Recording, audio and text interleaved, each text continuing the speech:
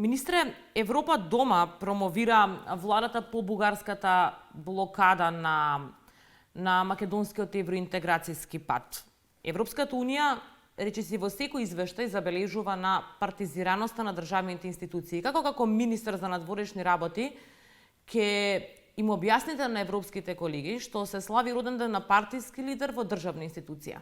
Прво, тоа е лажна вест, која што за жал веќе поминува во пропаганда, затоа што немаше никакво славење на роденден, туку напротив, во момент кога се промовираше отварање на нов објект вработен во Министерството, го изненади господинот Ахмети со честитка за роденденот и се искористи тој момент за да се направи слика, за да се забележи моментот. Така да немаше ниту славење, немаше ниту кршење на протоколите. Беше 15 луѓе сте министер на фотографијата без маски еден до друг. Ако ја забележувате фотографијата, сите ги имаме маските во раце, затоа што тоа беше момент на вадење на маски заради потребата на сликање, побарање на фотографот, што да, можам да кажам дека е грешка заради пораката, не заради кршење на протоколите. Да, тој сака да кажа, ние како лекар често да. апелирате да нема групирање да се носат Да, маски. точно е, како порака може да се каже дека грешка е вадење слика без маски заради пораката кон народ. Но немаше кршење на протоколи затоа што